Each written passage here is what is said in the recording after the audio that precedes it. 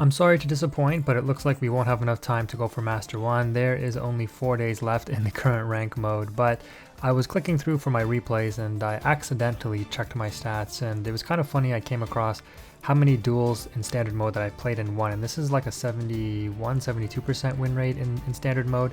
Not bad considering, you know, we were able to hit Diamond 1, which was the mass rank in prior seasons, and in this current season we're 1 win away actually from Diamond 3 right now.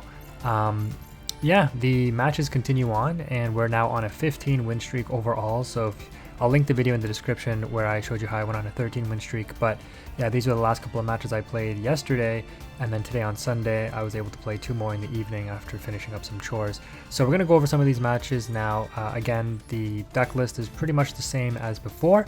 Linked in the description will be some resources and timestamps. And yeah, that's pretty much it. So let's go ahead and get into this gameplay and see if we can at least hit Diamond 1 before the next 4 days are up. Alright, let's try to speed through some of these matches here. In this one, we are going second against Tearlaments, and our opening hand is technically a brick. We do have the double Dreaming Town, which is unfortunate, but we have a draw for turn and an extravagance to hopefully unbrick. The opponent opts to put back double Havness actually for their Kikalo summon. Search Merly, of course, do the traditional mill 8. And we just have to hope that they don't kind of go on a frenzy. Nuts, if we take a look here real quick, they mill both their Grave Shufflers, but it's kind of nutty that they didn't mill anything except for Scream, basically, that gives them any kind of follow-up right now. So no other fusions, etc. They do mill both the Havness again. They grab Crime to hand, which likely means they have Sulik already. So they set 2 back row pass with 2 cards in hand. And I'm like, this is great. They didn't make Elf. They just are ending with this. So we're going to go ahead and start with the Extravagance. The opponent changed Max C, but they opt not to crime it. So we have to hope that this Extrav can brick our hand since we drew into Unexplored Winds, which is dead once we use Extravagance. Dead in terms of we can't put stuff back because we're locked under Extravagance. We draw Shifter and Apex, which isn't great. We're going to force out the crime with the Dimensional Fissure here. That's going to get it shuffled back. They discard Ash Blossom, which is nuts, off for the crime. So they're on no cards here, and I'm like, all I have to do is survive like Elf, bring back Merly, mill 3. If I survive that during the end phase, or the main phase 2 after battle phase, I Dreaming Town, bring Toucan to field, then use Unexplored Winds, assuming they don't out it, attributing off the Toucan and one of their opponent's cards for Apex Avian. But again, I have to hope that I survive an Elf, bring back Merly, mill 3, right? If it triggers a bunch of fusions and mills, I likely lose. The opponent just ends up going battle phase and attacking. They're not playing Sprind or Elf, I guess. I looked at their deck list afterwards. They weren't playing Elf for sure. I don't know about Sprind. I don't remember. But yeah, sure enough, we do exactly what we say. Main phase 2, summon the Toucan. We redraw the D-Fissure, which is, I guess, good. Then we're going to go ahead and out the opponent's back row. It is indeed a Sulik. We're fine to let them search because they likely search Sharon there, and we beat into the Rhino so that they cannot do a rank 4 Xyz play, leaving Merly on field. The opponent kind of had nothing to do really unless they could out that D-Fissure and play around the Apex Omni Negate, which they likely were not going to be able to do. So with that, it's a GG, and let's move on to the next match. Alright, well, if you watched the intro, you already know this is match number 15, aka win number 15 in a row. So this is our 15th win streak. We go first, and our opening hand is probably, like, I don't know, the best opening hand you could likely get, assuming the opponent doesn't evenly us. But again, we have Dreaming Town already, so to put Apex on board. However, this is going to be a lesson in don't get cocky. So in this setup right now, I could potentially go for all 4 birds in rotation, and then off of M-Pin, use Advent, banish M-Pin, search for another M-Pin, which again won't be a thing in a couple days once M-Pin goes to 1. But I have to anticipate that the opponent has a hand trap. So either you try to play around Ash by banishing a bird, or you try to play around Imperm by banishing M-Pin already, so that even if the Eaglin does get Impermed, you can summon Robina, bring Toucan, bring back M-Pin that you banished. But then if you don't banish a bird that you can bring back and chain block Eaglin with, you run the risk of getting Ashed, because Ash is not stopped by Dimensional Fissure. So we're going to opt to try to chain block here and hope that the opponent has Ash and not Imperm, or both, hopefully. The opponent does indeed have Imperm, so that's really unfortunate. That's going to absolutely shut down our play here, because without any big bird to hand or any way to get it now, there's nothing we can do. However, We do have the Dreaming Town hard drawn. Again, one of the benefits of playing 2. Not only is it good for searching a second one during the grind game, but it also has a lot of utility, just being able to hard draw it. So the opponent reveals that they're on Tearlaments. This is perfect because we have D-Fissure. They probably have no way to out this right now. They're going to go ahead and summon Sharon, pitching the Tortoise, so they show that they play the Rainbow Bridge package. And yeah, they're starting play, pitching Sulik. That's totally fine. They're going to opt to Scream, which is very odd because they opted not to Sharon effect to dump. We get a Meta Noise off of them into the grave, which does nothing because they have no Tearlament monster in the grave, and they won't have a Tearlament monster in the grave as long as we have Fissure up. And we end up banishing 2 important engine pieces in terms of monsters, a Rhino Heart and their one of Grave Shuffler Keldo. So we let them go battle phase, we don't activate Dreaming Town, and we let them beat over the Sharon. Why don't we activate Dreaming Town ahead of them beating over the Empen? We don't want to get baited. Let's let them go to battle phase. They have to go to main phase 2 before they go end phase. Then in main phase 2, once you see that they've kind of committed their battle phase already, you can go into Dreaming Town here.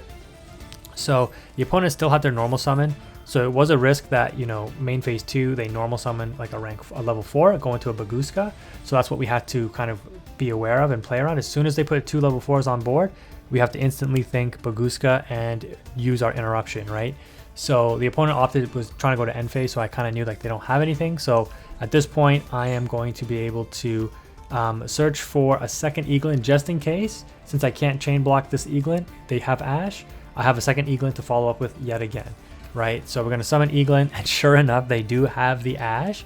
Absolutely insane, but it's totally fine because not only do we have map, but this is why we searched the Eaglin off of Robina. So we're going to map effect, banish Empen, summon Toucan, and then target the Empen to bring it back.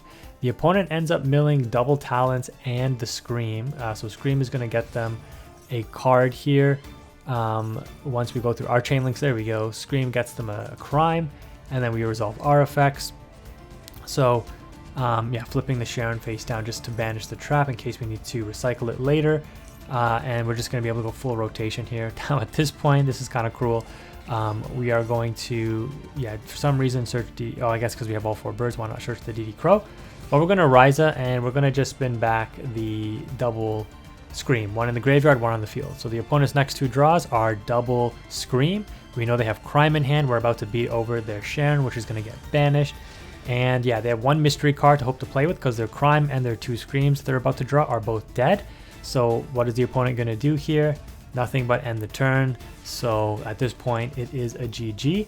Not trying to BM or anything, but I did have a challenge to do something. And so I just play out the match to finish this challenge because I'm in a pretty much unlosable game state, more or less. I mean, I guess the opponent could be holding Nibiru, but again, we put Apex on board. So yeah, it's pretty much like it's impossible to lose. Is FLOOWANDEREEZE too strong? I don't know. Konami apparently thinks so. That's why they are limiting Empen. Yeah, so we don't end up going for game there.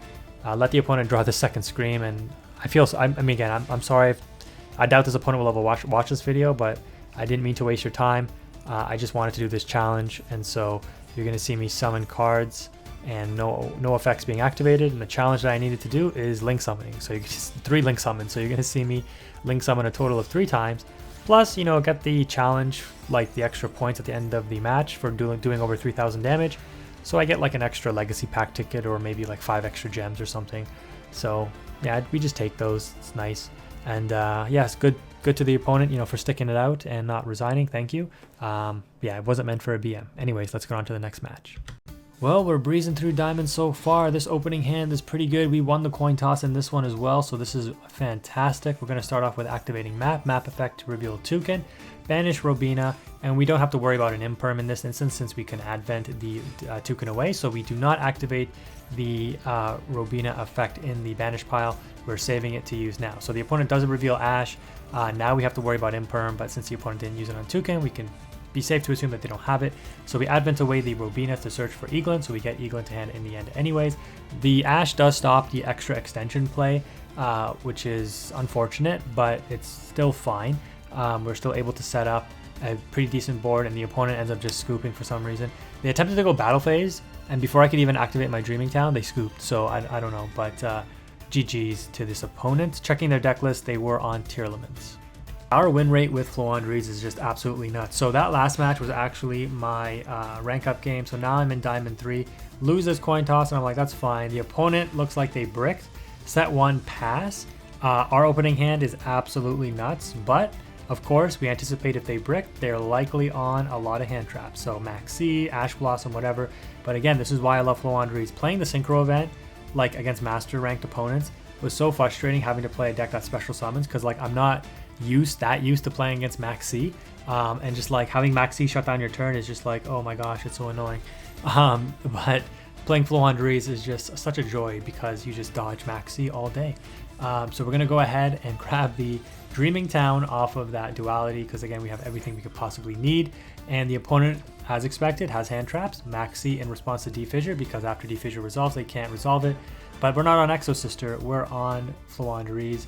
And so I think the opponent kind of just gave up. I mean, how do they know that we have, like, how do they know that we didn't brick? Like, at least let me play it out, you never know. But I don't know, I think this guy was on Spright, you know, D-Fissure, I know Spright plays Shifter, but you know, it hurts them. They only play it to counter Tearlaments.